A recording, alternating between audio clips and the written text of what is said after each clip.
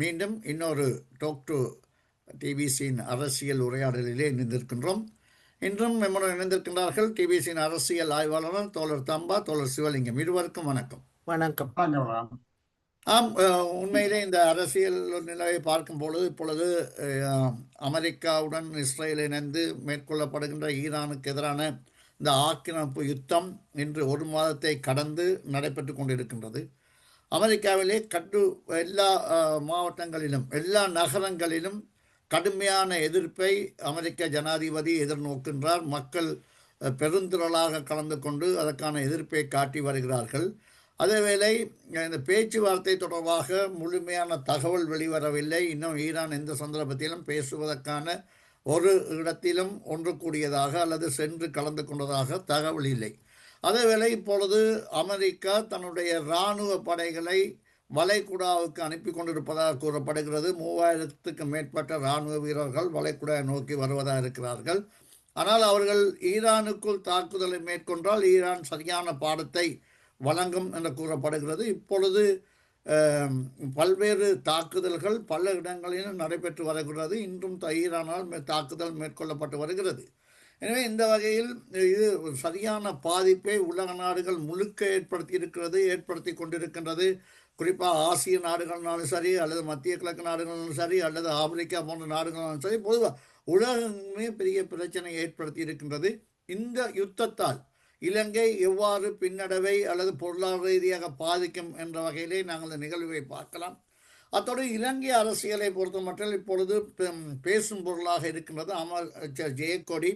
அமைச்சர் ஜெயக்கொடி அவர்கள் முன்னர் தான் பதவியில் இருந்த பொழுது ஊழலிலே சம்பந்தப்பட்டார் என்று கூறி அவருக்கு எதிராக வழக்கு தாக்கல் செய்யப்பட்டு அவர் பிணையிலே விடுக்கப்பட்டிருக்கின்றார். இப்பொழுது எதிர்க்கட்சிகள் அங்கு ஒன்றிணைந்து கேட்கின்ற கேள்வி, இதே போன்று வழக்கில் தான் கிட்டத்தட்ட 6 மாதங்களுக்கு மேலாக ஜோன்சன் பெர்னாண்டோவும் அவருடைய பிள்ளைகளும் இருக்கிறார்கள். அது எந்த வகையிலே இந்த அமைச்சர் மற்றும் பிணையிலே விடப்படுவார்? ஜனாதிபதி இவருக்கு எதிராக நடவடிக்கை எடுக்காததே, ஊழலிலே சம்பந்தப்பட்டார் என்று வழக்கு தாக்கல் செய்யப்பட்டு அதாவது கைவுறை அடையாளங்கள் எடுக்கப்பட்ட பொழுது கூட ஜனாதிபதி இது போதை கவனத்தில் கொள்ளாமல் இருப்பது ஏன்?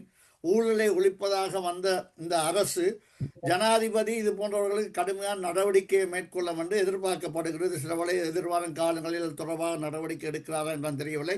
அதேவேளை இன்று நாளை 1ஆம் தேதி புலக்கு இலங்கையில் மீண்டும் மின்சார கட்டணம் உயர இருப்பதாக கூறப்படுகிறது. மீண்டும் இன்னொரு சுமையை அரசாங்கம் மக்களுக்கு செலுத்தப் போகின்றதா என்ற ஒரு நிலை இருக்கின்றது. இந்த வகையிலே இந்த நிகழ்ச்சியை எவ்வாறு நீங்கள் பார்க்கின்றீர்கள் சிவலிங்கன்? இப்பொழுது ஏற்பட்டிருக்கின்ற இந்த ஈரான் யுத்தம் பல்வேறு தரப்புகளையும் தகவலை பார்க்கும் பொழுது இன்னும் தொடர்ந்து கொண்டிருக்கும் போல் தெரிகிறது. இது முடிவுக்கு வருவதாக தெரியவில்லை. இதை நீங்கள் எவ்வாறு பார்க்கின்றீர்கள்? ஆமாம் ராம், இது ஒரு மிக முக்கியமான பிரச்சனை. நாங்கள் இது குறித்து வெறுமனே இலங்கை மட்டுமல்ல உலகம் முழுவதும் எவ்வாறான மாற்றங்கள் நிகழப்போகிறது என்பதற்கான ஒரு விவாதமாக, ஒரு கருத்து பரிமாறலாக நாங்கள் இதை பார்க்கணும். இப்பொழுது அமெரிக்க ஏகாதிபத்தியம் படிப்படியாக பலமிழந்து வருகிறது. உலக நாடுகள் பலவற்றிலே தன்னுடைய இராணுவ தளங்களை வச்சிருக்கிற காரணத்தினாலே அந்த இராணுவ தளங்களுக்கும் செலவினங்கள் அதிகரித்து ஒரு நாளைக்கு பல மில்லியன் டாலர்கள் செலவழிக்க வேண்டிய ஒரு நிலையிலே அமெரிக்கானுடைய பொருளாதாரம் இருக்கிறது. இதன் காரணமாக அது உலக நாடுகளில் உள்ள எண்ணெய் வள நாடுகளை தன்னுடைய கட்டுப்பாட்டுகளில் கொண்டு வர முயற்சிக்கிறது. அந்த வகைதான் லத்தீன் அமெரிக்க நாடுகளில் எண்ணெய் வள நாடுகளையும் அதே போன்று மத்திய கிழக்கு நாடுகளின் எண்ணெய் வளங்களையும் தன்னுடைய கட்டுப்பாட்டில் கொண்டு வருவதற்காக பல்வேறு முயற்சிகளில் ஈடுபட்டிருக்குது. நாங்கள் பார்க்கலாம், சமீபத்தில் லத்தீன் அமெரிக்க நாட்டின் தலைவரை அவர்கள் கடத்தி சென்ற விவகாரத்தை பார்த்திருப்பீர்கள்.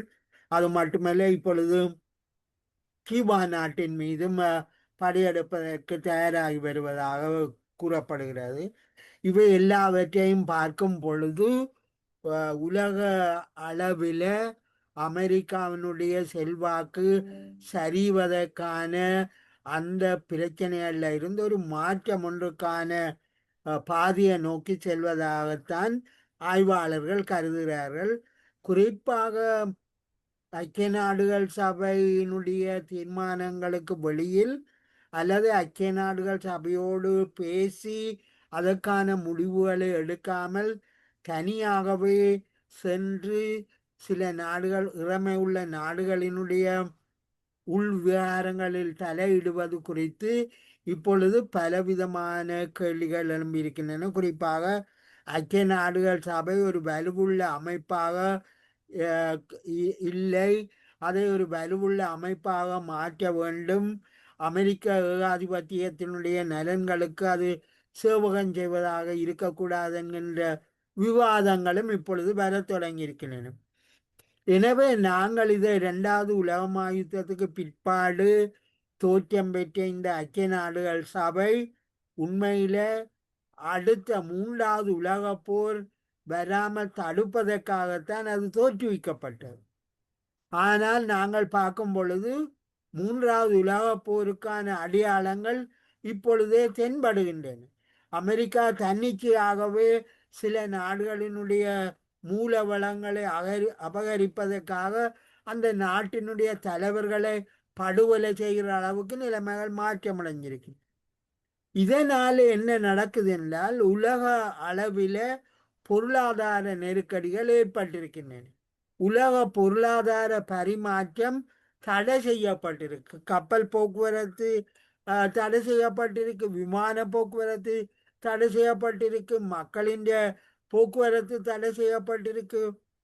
எனவே இப்பொழுது உலக அளவில் ஏற்பட்டிருக்கிற இந்த பொருளாதார நெருக்கடிகளால பாரிய நாடுகள், குறிப்பாக சிறிய நாடுகள், இலங்கை போன்ற நாடுகள் மிக பாரிய நெருக்கடிகளுக்குள்ள போயிருக்கின்றன. எங்களுக்கு முன்னால உள்ள கேள்வி, இலங்கை அரசாங்கம் இவ்வாறான நெருக்கடிகளில் இருந்து தப்புறதாக இருந்தால் என்ன செய்ய வேண்டும் என்பதுதான் எங்களுக்கு முன்னால் உள்ள மிக முக்கியமான கேள்வி.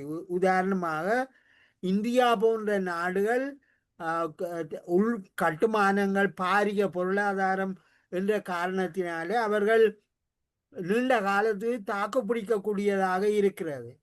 இலங்கை போன்ற நாடுகள் இறக்குமதி வர்த்தகத்தில் கூடுதலாக தங்கியிருந்த காரணத்தினால அல்லது வெளிநாட்டு நிதி நிறுவனங்களுடைய உதவியில தங்கியிருந்ததால நாடு மிகப்பெரிய நெருக்கடிக்குள்ள இருக்குது.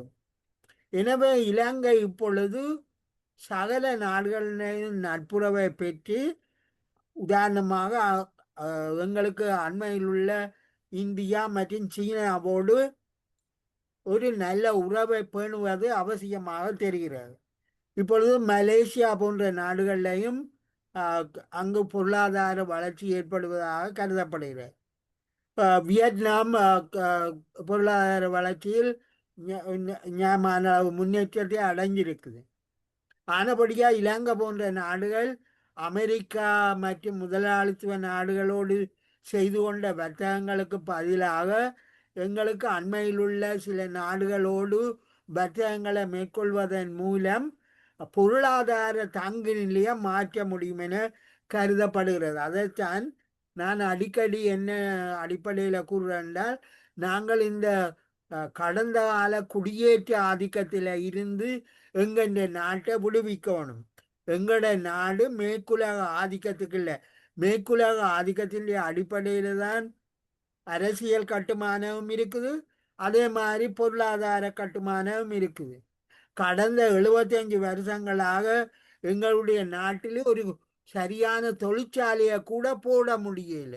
ஏனென்றால் நாங்கள் இறக்குமதியில நம்பி இருக்கிறதால இந்த வெளிநாட்டு கம்பெனிகள் தொழிற்சாலைகளை நிறுவுவதற்கு தடை விதிக்கின்றன. ஏனென்றால் அவர்களுடைய சந்தையாக எங்களுடைய நாட்டை மாற்றுகின்றன.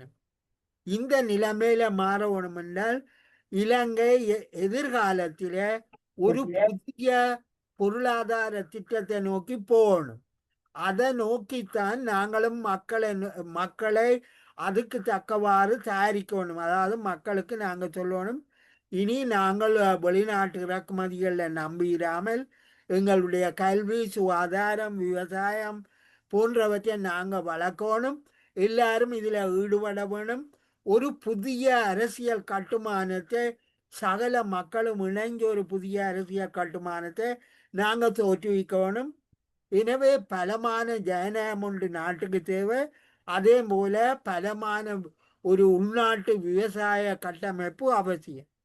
எனவே இதை வெறுமனைய நாங்கள் அரசாங்கத்தில் நம்பிராமல் சகல மக்களும் அரசாங்கத்தை நோக்கி அழுத்தணும். இந்த அரசாங்கம் நாங்கள் இனி கடந்த காலங்கள் போல் வாழ முடியாது, நாங்கள் சுய தேவைகளை பூர்த்தி செய்யக்கூடிய ஒரு தன்னிறைவுள்ள நாடாக மாறணும் என்றால் நாங்கள் இந்த அரசியல் கட்டுமானங்களையும் பொருளாதார கட்டுமானங்களையும் மாற்றங்களை கொண்டுவர வேணும் என்று மக்களும் அறிவுஜீவிகளும் ஊடகங்களும் அரசாங்கத்தை நோக்கி அழுத்தங்களை பிரயோகிக்கணும். இதுதான் நாங்கள் எங்களுடைய கவனத்துக்குரிய. உறவுகள் கேட்டுக்கொண்டிருப்பது டாக்டர் டிபிசியின் அரசியல் உரையாடல். தோழர் சிவலிங்கம் அவர்கள் குறிப்பாக சொல்கிறது அரசாங்கத்தை நோக்கி எல்லா சமூகமும் ஒரு அழுத்தத்தை கொடுக்க வேண்டும். ஆனால் அரசாங்கம் இந்த தேர்தல் காலகட்டங்களிலே கொடுத்த வாக்குறுதிகளை இப்பொழுது மறந்து விட்டதா அல்லது அதை செய்ய முடியாமல் இருக்க என்ற கேள்வி எழுப்பப்படுகிறது. குறிப்பாக இந்த ஜனாதிபதி முறை நீக்கப்படும் என்று கூறியது, மாநசபை தேர்தல் நடத்துவதாக கூறியது, அது மட்டுமல்லாமல் அவசர கால சட்டம் நீக்கப்படும் என்று கூறியது. ஆனால் இந்த விடயங்களில் எந்தவித முன்னேற்றத்தையும் காணவில்லை. உண்மையிலே இப்பொழுது பாரிய பொருளாதார நெருக்கடி ஏற்பட இருப்பதை நாம் அனைவரும் அறிவோம். ஆனால் நாடு என்கின்ற பொழுது ஒவ்வொரு வருடமும் ஒவ்வொரு காலகட்டத்தில் ஒவ்வொரு பிரச்சனையை நாங்கள் சந்தித்து கொண்டு தான் இருக்கணும். ஆனால் அதே வேளை மக்கள் ஜனநாயக ரீதியாக பலப்படுத்தப்பட்டிருக்க வேண்டும். ஒரு ஜனநாயக ரீதியாக பலமாக ஒரு நாடு இருக்கும் பொழுதுதான் இப்படியான ஒரு இக்கட்டான காலகட்டத்திலே அரசாங்கத்துக்கு ஆதரவாக இருக்க முடியும். ஆனால் குறிப்பாக தமிழ் மக்களுடைய நீண்ட கால பிரச்சனை, அதுக்காக ஒரு போராட்டத்தை நடத்தி பலவிதமான பொருளாதார இழப்புகளையும் மக்கள்கள் இந்த நிலையில் குறிப்பாக இந்த மாகாண சபை எதிர்நோக்கி இருக்கின்ற காலம் அரசாங்கம் இதை பற்றி எந்த ஒரு முடிவையும் எடுப்பதாக தெரியவில்லை. அரசாங்கத்துக்கு ஒரு நெருக்கடி இருக்கிறது, இல்லை என்று சொல்லவில்லை. ஆனால் ஒரு தெளிவான விடயத்தை இதில் இருக்கத்தானே வேணும். தம்மா, நீங்கள் எவ்வாறு இந்த விடயங்களை பார்க்கிறீர்கள்? நிச்சயமா அந்த விடயத்துக்கு பிறகு வருவோம். என்னென்னு சொன்னால் நீங்க சொல்றது மிகவும் சரியான விஷயம். இந்த அரசாங்கத்தை எப்படி பலப்படுத்துவது, இந்த அரசாங்கத்துக்கு எப்படி முழுமையான ஒத்துழைப்பு கொடுப்பது, இந்த அரசாங்கத்துக்கு பின்னால் இலங்கையில் உள்ள சகல சமூகங்களும் ஒன்றுபட்டு அரசாங்கம் எதிர்நோக்க போகின்றன. இந்த நெருக்கடி ஏற்படுத்தப்பட்டிருக்கின்ற வெளி சக்திகளால், இந்த குறிப்பாக இந்த யுத்தத்தினால் ஏற்பட போகும் பொருளாதார நெருக்கடி மிக பாரிய. இந்த யுத்தம் நீடித்தால் யுத்தம் விரைவில் முடிவதற்கான அறிகுறிகளும் எனக்கு தெரியவில்லை. இந்த யுத்தம் நீடித்ததால் வரக்கூடிய பாரிய பொருளாதார நெருக்கடிகளை சந்திக்க வேண்டி வரும். அந்த பாரிய பொருளாதார நெருக்கடிகள் மக்களின் வாழ்க்கை தரத்தில், வாழ்க்கையில் பெரிய அழுத்தங்களை கொண்டு வரும். இதை மனதில் வைத்து உண்மையிலே ஒரு தூர நோக்குடன் நீங்கள் கூறுவது போல இந்த அரசாங்கத்தை தனது கொள்கைகளை கைவிட்டு மற்ற விடயங்களெல்லாம் நிறுத்தி வைத்து நெருக்கடியை பெறுவதில்லை. இரண்டும் சமாந்தரமா நடக்க வேண்டிய விடயங்கள். அரசாங்கம் தன்னை பலப்படுத்துவது, அரசாங்கம் தனது வாக்குறுதிகளை நிறைவேற்றுவது, நல்லாட்சி ஒன்றை தொடர்ச்சியாக நடத்துவது, அது அரசாங்கத்தினது கடமை. அதே நேரம் அதை செய்து கொண்டிருக்கும் பொழுது ஏற்படுகின்ற இந்த நெருக்கடிகளை சமாளிப்பதற்கு அனைத்து தரப்பினரும் அரசாங்கத்துக்கு எவ்வாறு ஒத்துழைப்பு கொடுப்பது என்ற வகையில் தான் இதை அரசாங்கம் அணுக வேண்டும். இந்த அரசாங்கம் அப்படி அணுகுவார்கள் என்று நான் நினைக்கிறேன். அந்த வகையில் அவர்கள் தேர்தல் வாக்குறுதிகளின் படி மாநில தேர்தலை நடத்துவதாக இருந்தால் என்ன, பயங்கரவாத தடை சட்டத்தை நீக்குவதாக இருந்தால் என்ன, மற்றது ஜனாதிபதி முறைமையை நீக்கி ஒரு ஜனநாயக முறைமையை கொண்டு வருவதற்கான படி உடனடியாக செய்ய முடியாவிட்டாலும், அது ஒரு புதிய யாப்பினால் தான் முடியும். ஆக செய்ய முடியாவிட்டாலும் அதை கொண்டு வருவதற்கான ஆயத்த வேலைகளை தொடங்குவதாக இருந்தாலும் அந்த விடயங்களும் சொல்லி ஒரு குறிப்பிட்டது போல தேசிய பொருளாதாரத்தை கட்டி எழுப்புவதற்கு, அதற்கான நிறுவனங்களை பலப்படுத்தும், மாகாண சபை, உள்ளூராட்சி சபைகளை பலப்படுத்துவதற்கு, இனங்களுக்கிடையே வந்துள்ள முரண்பாடுகளை தவிர்ப்பதற்கான படிமுறைகளை அவர்கள் எடுக்க வேண்டும் என்றதை நான் எதிர்பார்க்கின்றேன். அவர்கள் எடுப்பார்கள் என்ற நம்பிக்கையும் இருக்கின்றது. ஏனென்றால் அவர்களுக்கு இந்த நாடும் மக்களும் எதிர்நோக்க போகும் பிரச்சனைகள் இந்த அளவு மாத்திரமல்ல, இந்த அதிகரித்துக் கொண்டு போக போகின்றது என்பது எங்களுக்கு எல்லோருக்கும் தெரிகின்றது. அரசாங்கத்திற்கும் அது வழங்குகின்றது. அதற்கான பல முறைகளை நடவடிக்கைகளையும் எடுத்துக்கொண்டிருக்கிறது. இதுவரைக்கும் எமது எங்களது நாடு ஒரு சிறிய நாடு. 38,000 டன் எரிபொருட்களை கேட்டவுடனேயே ஜனாதிபதி தொலைபேசியில் அழைப்பில் மோடி அழைத்து கதைத்தவுடன் அவர் கொடுக்கிறார் என்று சொல்லுகிறார்கள். இவ்வாறான ஒரு பலம் பொருந்திய அயல் நாட்டை கொண்டிருக்கின்றது. சீனாவுடனான இந்த பொருளாதாரத்தில் மிகவும் நிதானமாக தன்னை கட்டியெழுப்பி வரும் சீனாவுடனான உறவுகளை மிகவும் அவதானமாக பேணி வருகின்றது. அந்த வகையில் அவர்கள் இந்த இந்த நெருக்கடிகளை சமாளிப்பதற்கான எல்லா வலுவும் அவர்கள் கொண்டிருக்கின்றார்கள். அதற்கு முழு நாட்டையும் ஒன்று திரட்டுவதற்கு, குறிப்பாக வடகிழக்கு மாகாணங்களில் உள்ள மக்களின் முழு சக்தியை அணி திரட்டுவதற்கு இந்த மாகாண சபை தேர்தல் போன்ற விடயங்களை அவர்கள் கணக்கில் எடுத்து அதை சமாந்தரமாக செய்வார்கள் என்று எதிர்பார்க்கிறோம். இந்த யுத்த நிலைமைக்கு வந்தாலும் இந்த யுத்தம் பல மாதிரியும் கதைக்கப்படுகிறது. இந்த யுத்தம் உண்மையிலேயே இஸ்ரேலினது எல்லைகளை விஸ்தரிப்பதையும் மற்றது பாலஸ்தீன மக்களை இனப்படுகொலை செய்வதையும் தான் நோக்கமாக கொண்டு இந்த யுத்தம் ஆரம்பித்து நடந்து கொண்டிருக்கின்றது. இஸ்ரேல் இந்த யுத்தத்திற்குள் அமெரிக்காவையும், அமெரிக்காவுக்கு ஒவ்வொரு நோக்கங்கள் இருந்தாலும், எண்ணெய் வியாபாரம் செய்வது தொடர்பான நோக்கங்கள் இருந்தாலும் இந்த யுத்தத்துக்குள் அவர்களையும் இழுத்து விட்டிருக்கின்றது. அது இன்று ஒரு பாரிய ஆபத்தான யுத்தமாக வந்திருக்கின்றது. இந்த யுத்தத்தில் முக்கியமாக இன்று ஈரானிய பொதுமக்கள், ஈரான் ஒரு சிறிய தேசம் அல்ல, ஈராக் மாதிரியோ லிபியா மாதிரியோ சிரியா மாதிரியோ இல்லை. அது கிட்டத்தட்ட 100 கோடி மக்களை, 10 மில்லியன் மக்களை கொண்ட ஒரு பெரிய நிலப்பரப்பை கொண்ட ஒரு பெரிய பலமான நாடு. கடந்த வருடங்களில் தனது சுயமாக தனது வலுக்களை அதிகரித்திருக்கின்ற நாடு. அதனுடைய அங்குள்ள கல்வி, பெண்களின் கல்வி தொடக்கம், மற்றது சயின்ஸ், டெக்னாலஜி எல்லாமே நிறைய வளர்ச்சி அடைந்த ஒரு நாடு. எவ்வளவுதான் பாதிக்கப்பட்டாலும் அது ஒரு கடுமையான ஒரு தனது இருப்பிற்காக போராட வேண்டிய நிலைக்கு அந்த மக்களை தள்ளி இருக்கின்றது ஆரோக்கியமானது அல்ல. அதே போல இஸ்ரேல் தனது நோக்கத்தை அடைவதற்காக இந்த ஒரு மாதத்திற்குள் தெற்கு லெபனானில் கிட்டத்தட்ட 14% லிட்டானி ரிவர் என்று சொல்லுவார்கள். தெற்கு லெபனான் இஸ்ரேல், வடக்கு இஸ்ரேலின் எல்லையில் இருந்து பெய்ரூட்டை நோக்கி வருவது கிட்டத்தட்ட 14% நிலங்களை எடுத்து 1 மில்லியனுக்கு மேல், ஒரு பெரிய ஒரு மனித இடப்பெயர் என்று கூறுவோம். 1 மில்லியன் மக்களுக்கிட்ட அகதிகளாக இடம்பெயர்ந்திருக்கின்றார்கள் என்று நோர்வே அகதிகள் அமைப்பு ஒன்று அண்மையில் அறிக்கை விடுத்திருந்தது. அது மாத்திரமில்லாமல் வெஸ்ட் பேங்கில் தொடர்ச்சியாக கொலைகளை செய்து கொண்டிருக்கிறார்கள். அதாவது முழு பாலஸ்தீனத்தையும் இல்லாமல் ஆக்குவதை நோக்கமாக கொண்டிருக்கின்றார்கள். இந்த வளைகுடா, இந்த யுத்தத்தில் வளைகுடா மீதான தாக்குதல்கள் ஈரானியனின் ஆக்கிரமிப்பு என்ற மாதிரி சொல்லப்படுகின்றது. ஆனால் ஈரான் இது தொடர்பாக மிக தெளிவாக சொல்லி இருந்தார்கள். இந்த வளைகுடா நாட்டில் எங்கெங்கு அமெரிக்கன் அசெட்ஸ், அமெரிக்கனது பிரசன்னம் இருக்கின்றதோ இந்த யுத்தத்துக்கு, ஏன்னா இஸ்ரேல் என்ற களங்கள் வளைகுடாவில் இல்லை.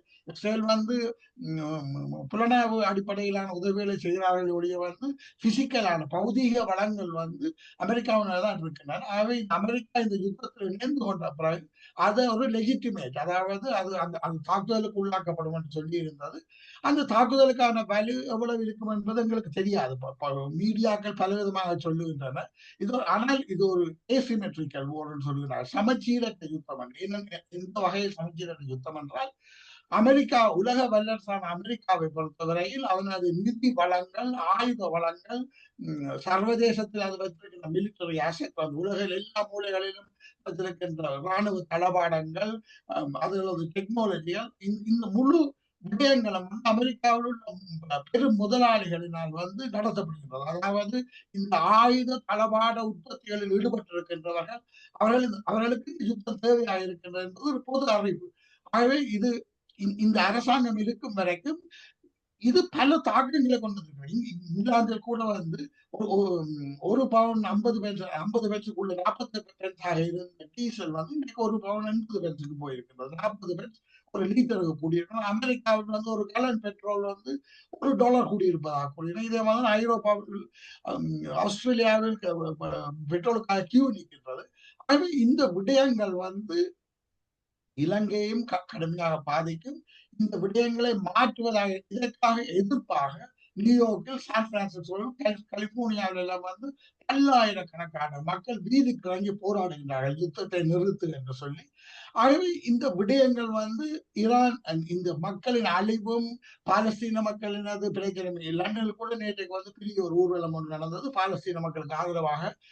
அவ்வாறான விடயங்கள் வந்து ஒரு மக்களிடையே ஒரு விழிப்புணர்வை கொண்டு வருகின்றது. ஆனால் எந்த வகையில் பார்த்தாலும் யுத்தத்தினால் இந்த பிரச்சனையை தீர்க்க முடியாது. இந்த யுத்தம் ஈரான் சரணடைவதன் மூலம் இந்த யுத்தத்தை முடிக்கலாம் என்று எதிர்பார்ப்பது என்னை பொறுத்தவரை நான் நினைக்கிறேன் நடக்க போகின்ற காரியம் இல்லை. அது என்ன நடக்குமோ நடக்காது என்று ஒரு புறம் இருக்க, நடக்க போகின்ற காரியம் இல்லை. ஆகவே இந்த யுத்தம் நீடிப்பதற்கான வாய்ப்புகள், இழுபறிப்படுவதற்கான வாய்ப்புகள் இருக்கின்றன. அந்த வகையில் இலங்கை மக்கள், இலங்கை அரசு இவற்றை கவனத்தில் எடுத்து அனைவரையும் ஒருமுகப்படுத்தக்கூடிய, அனைத்து மக்களையும் ஒருமுகப்படுத்தி கொண்டு வரக்கூடிய, தங்களது தேர்தல் வாக்குறுதிகளை நிறைவேற்றக்கூடிய விடயங்களில் முனைப்புடன் செயல்பட வேண்டும் என்று நினைக்கின்றேன். தொடர்ந்து பேசுவோம் நாங்கள். உறவுகள் இதுவரை கேட்டது டாக்டர் டிபிசியின் அரசியல் உரையாடல். மீண்டும் இன்னொரு நிகழ்ச்சியிலே சந்திப்போம் உறவுகளே. நன்றி, வணக்கம்.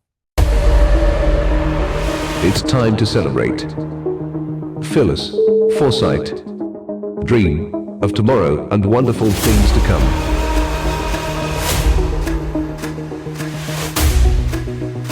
Talk to TBC.